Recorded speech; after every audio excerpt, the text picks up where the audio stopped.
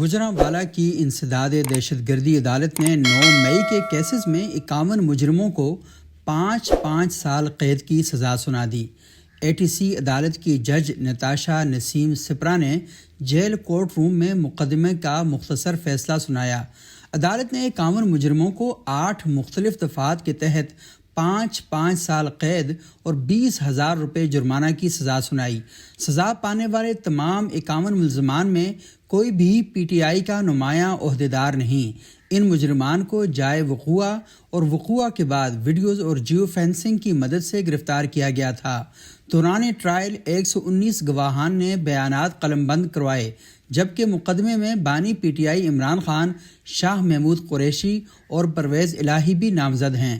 مقدمے میں عمر ایوب، علی امین گنڈاپور، حماد اظہر، زین قریشی اور زرتاج گل سمیت PTI کے 70 رہنما عدالتی مفرور ہیں۔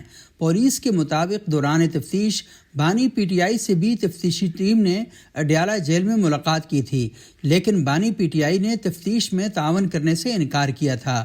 اس مقدمے میں بانی PTI سمیت باقی تمام ملزمان کا چالان بعد میں جمع کروایا جائے گا۔